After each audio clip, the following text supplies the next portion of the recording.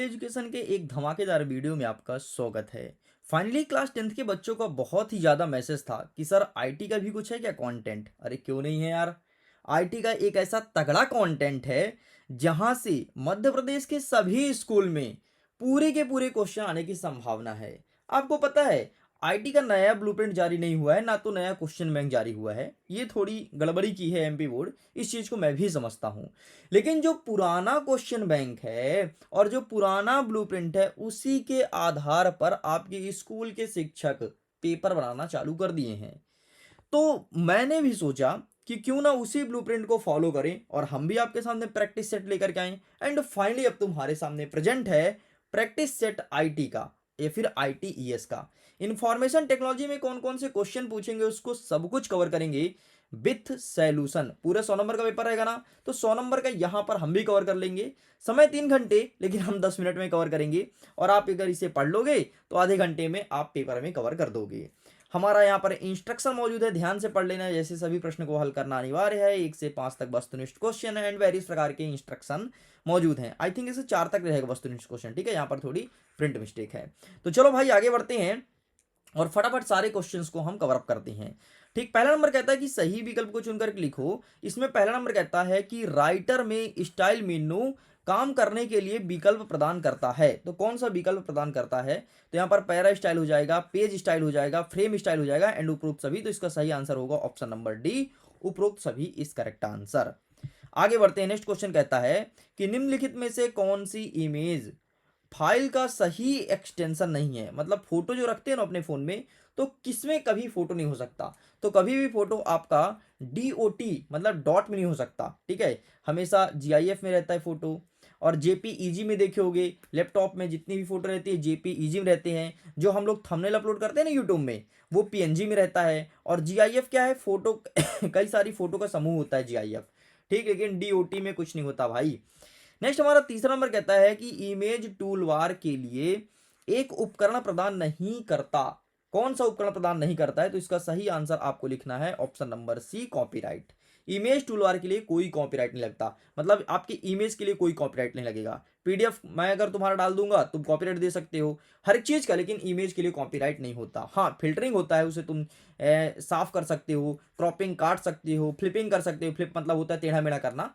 जैसे ऐसी इमेज है, जैसे राइट डायरेक्शन इधर है, तुम इमेज को फ्लिप कर दो कि तुम्हारा राइट डायरेक्शन इधर आ जाएगा। अरे फोन में सब देखे होगे यार, सब चलाए होगे, ठीक है। चौथा नंबर कहता है कि निम्नलिखित में से किस मेन्यू में ट्रैक परिवर्तन विकल्प होता है। ट्रैक को चेंज कर दो, सीधे ट्रैक को चेंज कर दो। तो एडिट मेन्यू पर होता है ट्रैक परिवर्तन, ठीक है। तो यहाँ पर एडिट लिखना है। पांचवा नंबर कह रहा है निम्नलिखित में से कौन सा संपूर्ण डॉक्यूमेंट चुनने के लिए शॉर्टकट कुंजी है। शॉर्टकट का यूज करके पूरे डॉक्यूमेंट को चुनते हैं। तो भाई कंट्रोल+A। अगर तुम कंट्रोल+A करोगे सारा डॉक्यूमेंट तुम्हारा शॉर्टकट चला जाएगा। नेक्स्ट हमारा कह रहा है छठवां नंबर की पृष्ठ की पृष्ठभूमि में जो टेक्स्ट या इमेज धुंधली दिखाई देती है उसे क्या कहती हैं।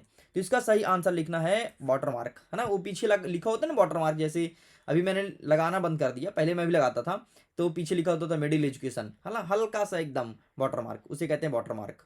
चलो भाई आगे बढ़ते हैं। जब तुम्हारे लिए मैं हाइब्रिड लॉन्च करूंगा ना, hybrid sample paper annual exam में, उसमें देखना लिखा रहेगा वाटरमार्क लगा रहेगा, ठीक।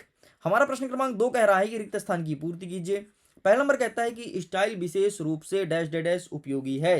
तो किसके लिए उपयोगी है भाई? सॉरी, खाली स्थान है ना। हाँ, तो स्टाइल विशेष रूप से उपयोगी है तो लंबी दस्तावेज के लिए, लंबी दस्तावेज आपको लिखना है। अच्छा, मैं इन सब का आंसर भी लेकर के आया हूं, परेशान मत होना, ठीक है। लंबी दस्तावेज। नेक्स्ट कहता है दूसरा नंबर की एक इमेज को डैश डैश डैश बटन द्वारा हटाया जा सकता है तो डिलीट, है ना, डिलीट करो। वो कहते हैं ना डिलीट। तो ए भाई स्पेलिंग गलत हो गया, DEL होता है, DELET, डिलीट, ठीक है। नेक्स्ट कहता है टीओसी का पूरा नाम क्या होता है। टीओसी है table of content, table of content इसे कहते हैं टीओसी। चौथा नंबर कहता है डैश डैश डैश संपूर्ण डॉक्यूमेंट चुनने की कुंजी होती है। तो कंट्रोल+A, कंट्रोल+A करो, सारा डॉक्यूमेंट सेलेक्ट हो जाएगा। नेक्स्ट कहता है आपका प्रश्न क्रमांक 5, राइटर में default template dash dash dash है तो ब्लैंक डॉक्यूमेंट, ठीक है। नेक्स्ट कहता है अरे ब्लैंक डॉक्यूमेंट हमेशा रहता है यार, कोई भी काम करने जाओगे ब्लैंक डॉक्यूमेंट का ऑप्शन दिख जाएगा। नेक्स्ट कहता है इमेज के हैंडल डैश डैश डैश का उपयोग इसे घुमाने के लिए किया जाता है। तो यहां पर आपको लिखना है कि इमेज के हैंडल को रोटेशनल हैंडल, रोटेशनल हैंडल का उपयोग इसे घुमाने के लिए किया जाता है। तो रोटेशनल हैंडल लिखना है। चलो आगे बढ़ते हैं, प्रश्न क्रमांक 3, सही जोड़ी को मिलाइए। ए भाई, ये कैसा है रे? एक सेकंड बेटा, यहाँ पर सत्य सत्य होना चाहिए। I am really so sorry. ठीक है, यहाँ पर मैं टाइप मिस्टेक है, सत्य असत्य होना चाहिए। ठीक है, सत्य सत्य, सही जोड़ी तो नीचे रहेगा ऐसा। चलो आगे देखते हैं। विषय टेबल में विषय हाइपरलिंक होता है, बिल्कुल सही है। एक टेबल में ग्राफिक नहीं होता है, तो ये आपका बिल्कुल गलत हो जाएगा। नेक्स्ट कहता है कि एक बार बनाया गया टेम्पलेट को बार बार संपादित किया जा सकता है, तो बिल्कुल सही है। दर्ज किए गए परिवर्तनों को मूल राइटर द्वारा स्वीकृत किया जाना चाहिए, सही हो जाएगा। एक बार टीओसी बन जाने के बाद इसे संपादित नहीं कर सकते, गलत है। एक एकल टेम्पलेट का उपयोग कई दस्तावेज के लिए किया जा सकता है, तो बिल्कुल सही है। एक एकल टेम्पलेट कई दस्तावेज के लिए उपयोग कर सकते हैं, इस प्रकार से कंप्लीट करते हैं। हमारा चौथा नंबर कह रहा है सही जोड़ी को मिलाइए। गोल सीक, आउटपुट का अनुमान, दो या दो से अधिक डेटा का संयोजन, माइक्रो और मूल फाइल और इंसर्ट। तो मैं चाहता हूं इसको आप मिला दो सही जोड़ी को। आंसर करना कमेंट सेक्शन में, जिस स्टूडेंट्स का सब कुछ सही होगा उसको मैं हार्ट दे दूंगा। आंसर कैसे करोगे, जैसे एक का हो जाएगा, जैसे एक का सी है ना, एग्जांपल दे रहा हूं, तो एक का सी लिखोगे, कॉमा लगा के दो का जैसे डी है तो दो का डी लिखोगे, ऐसे आंसर करना। ठीक, इस प्रकार से इस फॉर्मेट आंसर देना। जिस स्टूडेंट का आंसर 100% सही रहेगा उसको मैं दे दूंगा हार्ट, ताकि सभी स्टूडेंट को पता चल जाएगा कि हाँ, इनके द्वारा दिया गया आंसर सही है। अब यहां से हमारा प्रश्न क्रमांक 3 कह रहा है कि ग्रुपिंग का क्या मतलब होता है, समझाइए। तो आइए देखते हैं अब इनके आंसर्स को। ठीक, आंसर भी लेकर के आए हूं भाई एक एक चीज का। ये रहा हमारे सामने ग्रुपिंग। तो ग्रुपिंग का क्या अर्थ होता है, अलग अलग वस्तुओं जैसे चित्र, आकृति, टेक्स्ट आदि को जोड़ करके एक साथ कर देना, बस यही कहलाता है ग्रुपिंग। ठीक है, नेक्स्ट हमारा क्वेश्चन क्या कह रहा है कि राइटर डॉक्यूमेंट में इमेज को रिसाइज कैसे करते हैं। ये रहा आपके सामने। ठीक है, इमेज को रिसाइज कैसे करते हैं, सबसे पहले इमेज में क्लिक करना, फिर कोने में ड्रैग करें। ठीक है, फिर शिफ्ट बटन दबा करके ड्रैग इमेज को रेशियो सही करते हैं, और इस प्रकार से करते हैं। पूरा पूरा प्रोसेस यहाँ पर मेंशन है। नेक्स्ट कहता है टेबल ऑफ कंटेंट में कैरेक्टर स्टाइल का क्या यूज है। तो ये रहा तुम्हारे सामने टेबल ऑफ कंटेंट। भाई कहाँ गया, ये रहा है तुम्हारे सामने टेबल ऑफ कंटेंट, इसका क्या यूज है, यहां तक पूरा पूरा मेंशन है। आगे बढ़ते हैं। नेक्स्ट कह रहा है 8वां नंबर के डिफॉल्ट टेम्पलेट से आप क्या समझते हैं। तो आइए दिखा देता हूं डिफॉल्ट टेम्पलेट। ये रहा है आपके सामने डिफॉल्ट टेम्पलेट। वह टेम्पलेट होता है जो राइटर पर हर बार नए डॉक्यूमेंट को बनाने के लिए अपने आप लागू हो जाता है। ठीक है, इसे डिफॉल्ट टेम्पलेट कहते हैं। नेक्स्ट कहता है कि हायरार्ची ऑफ हेडिंग से आप क्या समझते हैं। तो ये रहा है आपके सामने। ठीक, पूरा पूरा लिख देना। आगे बढ़ते हैं। प्रश्न क्रमांक 5 कह रहा है, सॉरी 5 अंकीय प्रश्न अब आपको देखना है। प्रश्न क्रमांक 10, टेबल और डेटा सीट व्यू को डिजाइन व्यू से समझाइए, ये चीज पूछा गया है। ये रहा है आपके सामने। ठीक है, आप इसका स्क्रीनशॉट ले लो, data sheet and design view. ठीक, नेक्स्ट हमारा कह रहा है कि नेटवर्क और हिस्टोरिकल डेटा मॉडल में अंतर बताइए। तो ये रहा है आपके सामने। ठीक है, 11वें नंबर का, आप इसका भी स्क्रीनशॉट ले लीजिए, बस इतना आपको लिखना है। आगे बढ़ते हैं। 12 नंबर कह रहा है कि टेबल ऑफ कंटेंट क्या होता है। तो ये रहा है आपके सामने टेबल ऑफ कंटेंट क्या होता है, इसका भी फोटो क्लिक कर लो, ये देखो 12 नंबर का। ठीक, आगे बढ़ते हैं। नेक्स्ट कहता है कि टेम्पलेट और अदर डॉक्यूमेंट में स्टाइल को लोड करने का स्टेप्स बताना है। तो आइए दिखा देते हैं इसका आंसर, एंड ये रहा। ठीक है, डॉक्यूमेंट के स्टाइल लोड के स्टेप्स, सबसे पहले आपको फॉर्मेट में जाना है, फिर स्टाइल एंड फॉर्मेटिंग को खोलना है, फिर स्टाइल विंडोज में लोडिंग लोड स्टाइल का विकल्प खोलना है, फिर टेम्पलेट या अन्य डॉक्यूमेंट का ब्राउजर में जाना है, फिर स्टाइल सेलेक्ट को अप्लाई करना है और नया डॉक्यूमेंट उस स्टाइल को फॉर्मेट हो जाएगा। ले भाई खत्म। नेक्स्ट कहता है कि फॉर्म और क्यूरी में अंतर स्पष्ट कीजिए। तो ये रहा है आपके सामने फॉर्म और क्यूरी।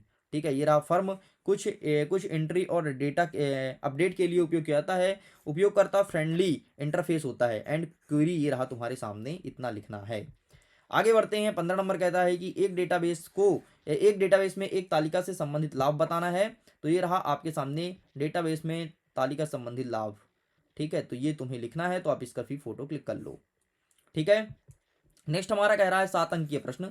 प्रश्न क्रमांक 16 कह रहा है कि एक डीवीएमएस मतलब डेटाबेस मैनेजमेंट सिस्टम के लाभ के बारे में बताना है। कितने लाभ, 4 लाभ। तो ये रहा है आपके सामने डीवीएमएस के लाभ। ठीक है, ये चीज तुम्हें लिखना है। ठीक, नेक्स्ट हमारा क्या कह रहा है कि विजार्ड का उपयोग करके क्वेरी बनाने के चरण लिखिए। तो इस प्रकार से हम विजार्ड का यूज करके क्वेरी बनाते हैं। सबसे पहले डेटाबेस को खोलते हैं एंड क्वेरीज पर क्लिक करते हैं, यूज विजार्ड क्रिएट क्वेरीज पर क्लिक करते हैं, आवश्यक फील्ड को सिलेक्ट करते हैं, सॉर्टिंग ऑर्डर देते हैं, और आपको क्या करते हैं, कंडीशनल्स लगाते हैं, कंडीशंस कौन कौन चाहिए, एंड आउटपुट प्राप्त कर लेते हैं। नेक्स्ट कहता है उदाहरण के साथ गोल सिक का उद्देश्य भी बताना है। तो ये रहा तुम्हारे सामने गोल सिक का उद्देश्य। ठीक है, तो एक सेकंड भाई, हट क्यों जाता है बार बार। ये रहा तुम्हारे सामने गोल सिक का उद्देश्य। ओहो भाई, एक सेकंड। तो ये रहा गोल सिक का उद्देश्य, इसका फोटो क्लिक कर लीजिए।